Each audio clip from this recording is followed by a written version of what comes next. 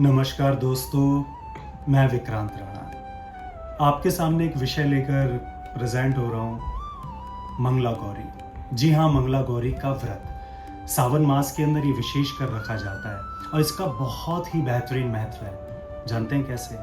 ये हमारी स्त्रियों के लिए बहुत ही ज़्यादा लाभकारी होता है। उन्हें शारीरिक, मानसिक, आत्मिक और पारिवारिक सुख मिलता है यदि इस व्रत को रखा जाए और उसकी कथा सुनी जाए।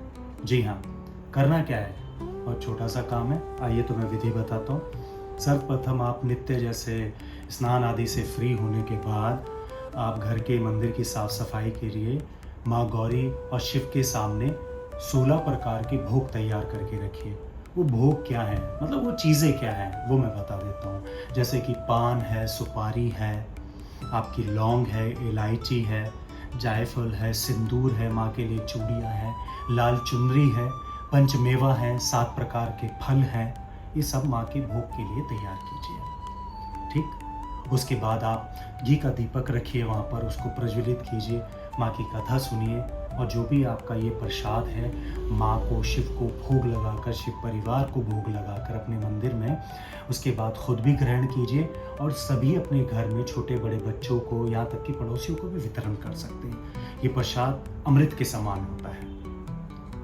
मैं आपको एक और विशेषता बताता हूँ। सावन मास में यदि आप खासकर मंगला गौरी का एक विशेष उपाय करते हैं, वो आपको मंगल से आ रही परेशानियां यानी कि मांगलिक दोष, उसका सबसे बेहतरीन निवारण मंगला गौरी के दिन अत्यंत लाभदायक होता है। अब करना क्या दोस्तों, देखिए समझिए।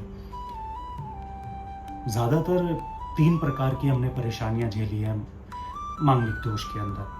विवाह ना होना, या विवाह हो गया तो उसमें डाइवोर्स जैसी यानी कि तलाक जैसी समस्या बने रहना, या फिर एक अच्छा वर ना मिलना बहनों को या भाइयों को। तो अब करना क्या है, तीनों पॉइंट्स पे हम थोड़ा सा डिस्कस कर लेते हैं। पहली चीज़, यदि आपकी अभी तक कोई शादी नहीं हुई है और आप परेशान हैं, आपकी एज बढ़ती जा रही है, तो आप इस दिन मंगला गौरी का पाठ सुनकर अपने घर में अपनी माता से, बहन से, सबसे सुनकर, ठीक है, आप शिवलिंग पर जाइए। शिवलिंग पर जाकर अभिषेक कीजिए शिव जी का और उसके बाद ओम नमः शिवाय का जाप कीजिए।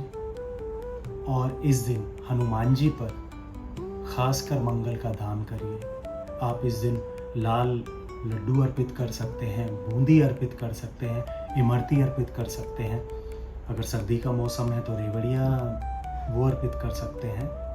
और एक जटा वाला पानी वाला नारियल शिवलिंग पे ज़रूर अर्पित करें और हाथ जोड़कर भोलेनाथ से, हनुमान जी से प्रार्थना करें कि हमारे ऊपर जो भी दोष है उसका निवारण हो। दूसरा पॉइंट, यदि आपकी शादी हो गई है, तलाक जैसी समस्या बनी है, तो आप जाएं, शिवलिंग की पूजा करें, हनुमान जी के आगे हाथ जोड़ें, सेम वही प्रसाद जो मैंने आपको बताया था शुरू में वो अर्पित करें और प्रार्थना करें कि हमारे जीवन में जिस प्रकार से तलाक की समस्या बन रही है उसका निवारण हो।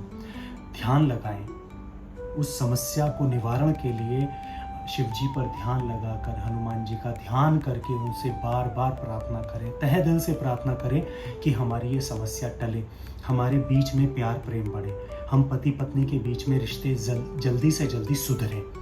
तीसरा पॉइंट, यानी कि एक अच्छा वर ना मिलना, एक अच्छी कन्या ना मिलना, एक अच्छा वर यानी कि एक लड़का ना मिलना, उसके लिए आप, अगर आप लड़के हैं तो माँ को आप लाल पुष्प अर्पित कर सकते हैं शिवलिंग पे।